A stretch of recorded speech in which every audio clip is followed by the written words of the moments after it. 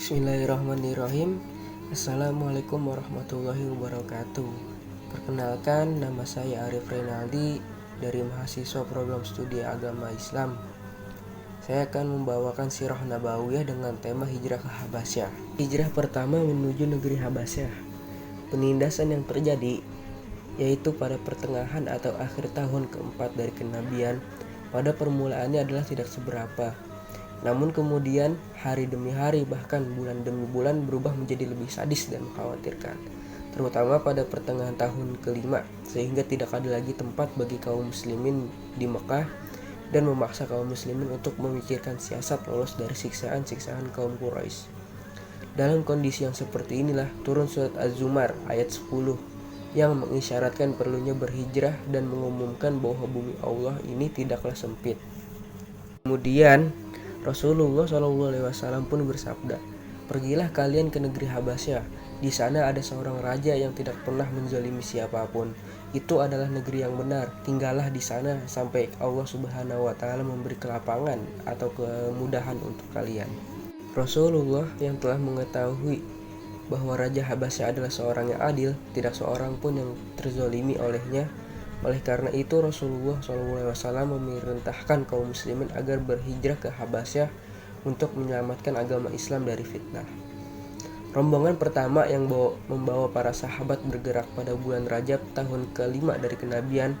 Rombongan ini terdiri dari 12 orang laki-laki dan 4 orang wanita yang dikepalai oleh Utsman bin Affan yang ditemani oleh Ruqayyah binti Rasulullah SAW.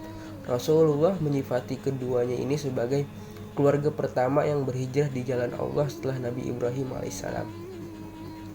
Kemudian kepergian kaum muslimin dilakukan dengan cara mengendap-endap pada malam yang gelap gulita agar tidak ketahuan oleh kaum Quraisy.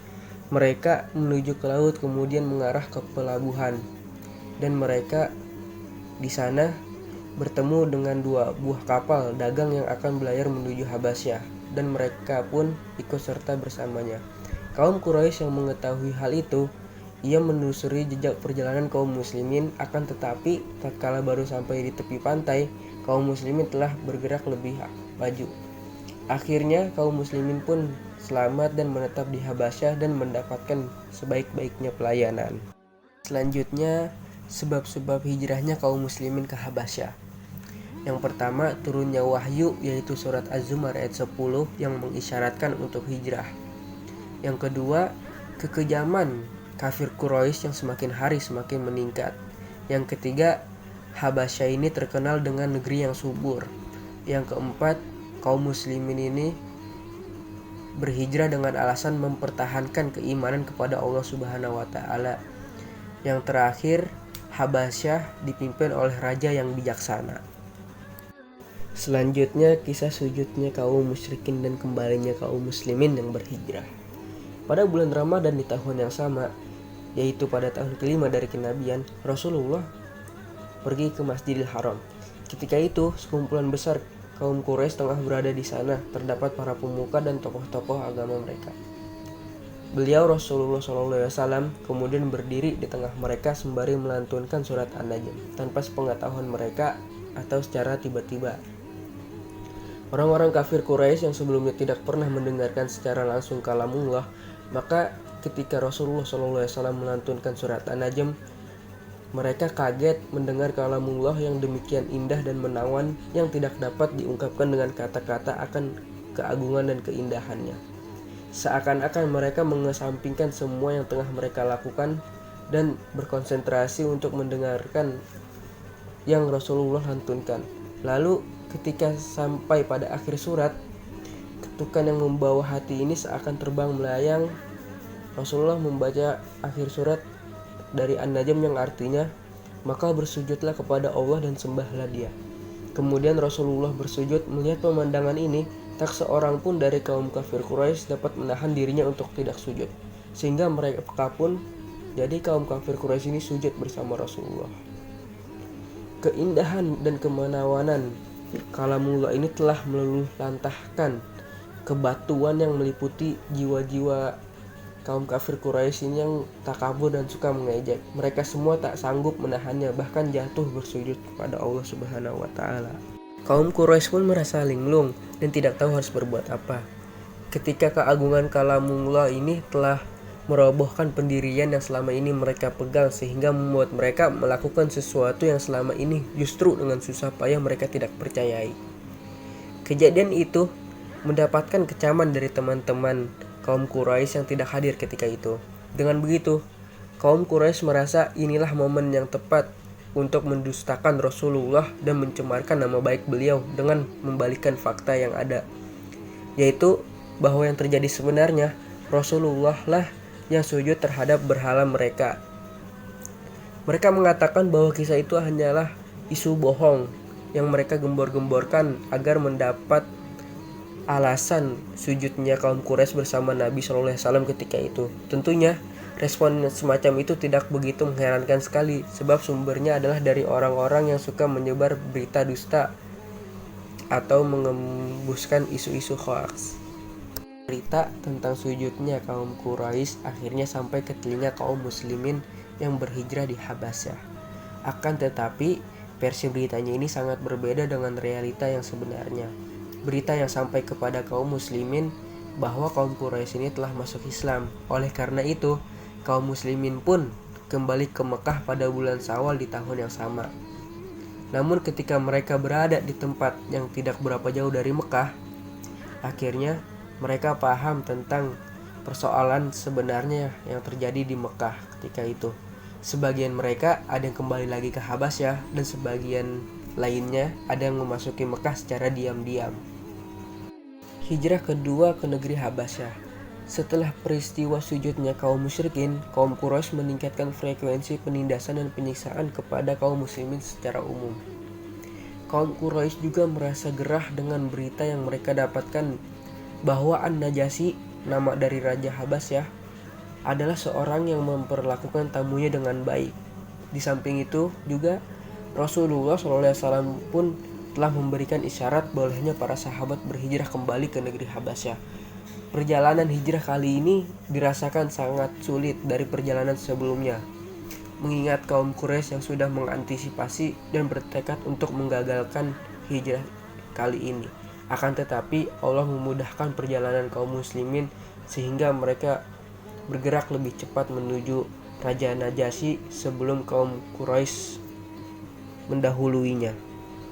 Hijrah kali ini membawa rombongan yang terdiri dari 83 orang laki-laki dan 18 atau 19 orang wanita. Dalam hal ini, riwayat yang menyatakan keikutsertaan Amr bin Yasir dalam rombongan ini masih diragukan kevalidannya. Selanjutnya, ada trik kaum Quraisy untuk memperdaya kaum muslimin yang berhijrah ke Habasyah. Kaum musyrikin tidak pernah merasa senang apabila kaum muslimin mendapatkan keamanan bagi diri dan agama mereka. Untuk itulah mereka mengutus dua orang pilihan yang dikenal sebagai orang yang teruji dan orang yang cerdik, yaitu yang pertama Amr bin As dan yang kedua Abdullah bin Abi Rabi'ah, sebelum keduanya ini masuk Islam. Mereka membawa titipan hadiah-hadiah yang menggiurkan untuk Raja Habasyah. Dengan alasan mereka membawakan hadiah untuk mengusir kaum muslimin dari negeri Habasyah. Di luar dugaan, Raja Habasyah menolak untuk menyerahkan umat Islam.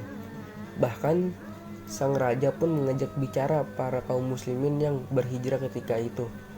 Pada saat itu yang menjadi juru bicara dari pihak muslim adalah Ja'far bin Abi Thalib radhiyallahu anhu, yaitu sepupu Rasulullah SAW. Raja Habasyah berkata, "Agama apa sebenarnya yang telah membuat kalian berpisah dari kaum kalian, sementara kalian tidak memeluk agamaku atau agama lainnya?" Sepupu Rasulullah SAW pun berkata, "Wahai paduka raja, dahulu kami adalah kaum jahiliyah. Kami menyembah berhala, memakan bangkai, melakukan perbuatan mesum, memutus tali silaturahmi, menyakiti tetangga. Yang kuat di antara kami menyiksa yang lemah, dan kami terus melakukan semua itu sampai akhirnya Allah mengutus seorang Rasul dari kalangan kami sendiri yang kami ketahui betul nasab keturunannya, kebenarannya, kejujurannya, dan kehormatannya. Dia lalu menyeru kami untuk menyembah Allah saja dan meninggalkan semua yang dulu kami sembah dan disembah oleh nenek moyang kami, baik itu berupa batu maupun berhala. Dia memerintahkan kami untuk jujur dalam berkata-kata, menunaikan amanat, menyambut tali silaturahmi, dan melarang kami melakukan perbuatan mesum. Maka dari itu, kami pun mengakui kebenaran dirinya, yaitu Nabi Muhammad. Kami beriman kepadanya dan mengikuti amanat yang ia terima dari Allah Subhanahu wa Ta'ala.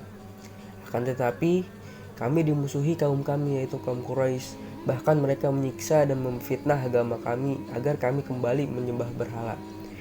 Karena mereka terus menyiksa kami, menzalimi kami, dan membuat kami terdesak, kami pun akhirnya pergi ke negeri Paduka, yaitu negeri Habasyah. Kami mohon agar Paduka tidak menzalimi kami, yaitu umat muslim. Mendengar penuturan tersebut, Raja Habasyah meminta juru bicara kaum muslimin, yaitu Ja'far, membacakan potongan wahyu yang diterima oleh Nabi Muhammad SAW. Ja'far pun membacakan ayat pertama dalam surah Maryam. Mendengar ayat itu, Raja Habasyah menangis terseduh-seduh. Air matanya mengalir seperti anak sungai membasahi belantara jenggotnya. Raja Habasyah itu berkata, "Sungguh bacaan ini dan apa yang dibawa Nabi Isa benar-benar keluar dari sumber yang sama."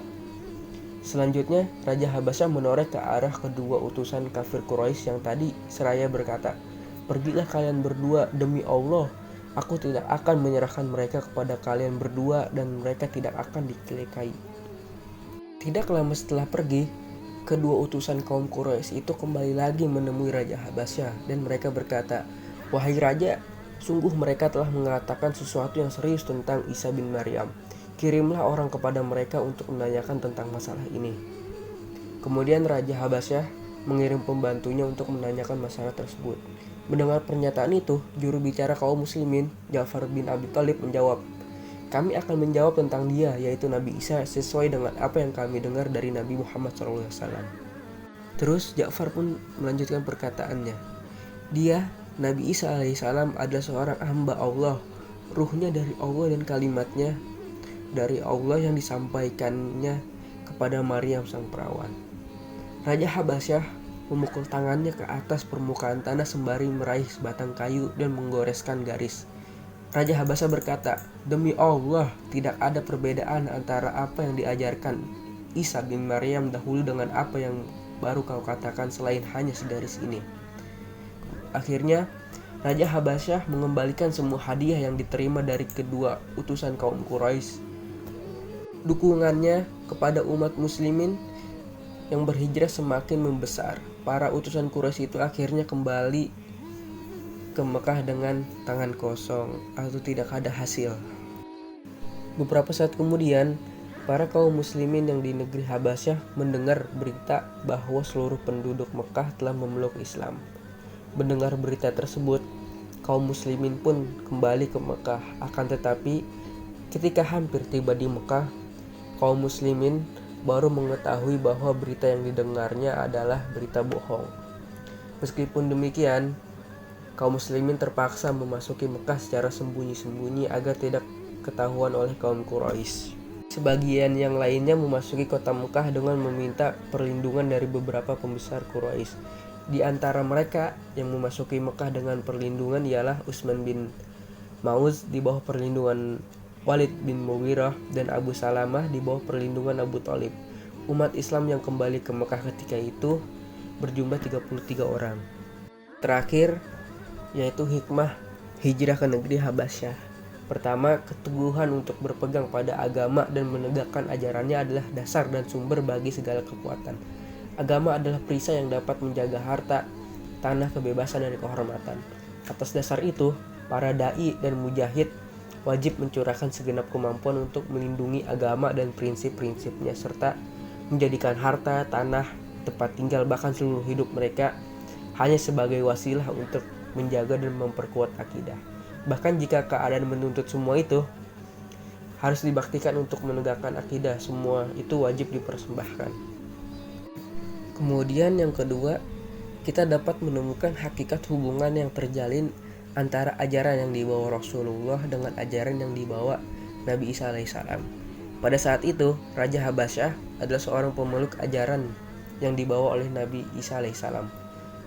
Raja Habasyah itu adalah sosok yang sangat tulus dan lurus dalam menjalankan kenasroniannya.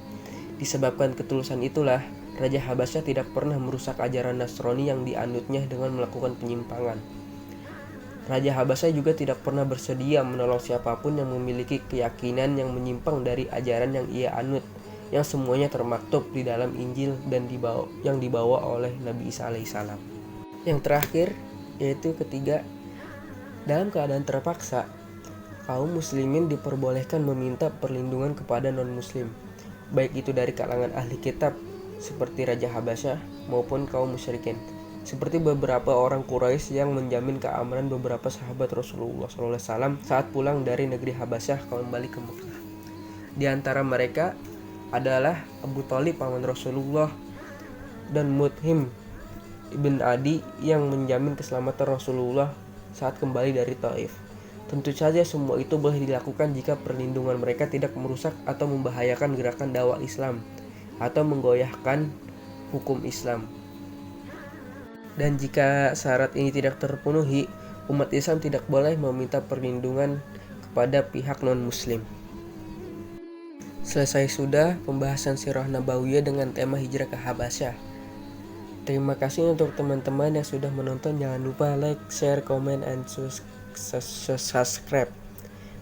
Wassalamualaikum warahmatullahi wabarakatuh.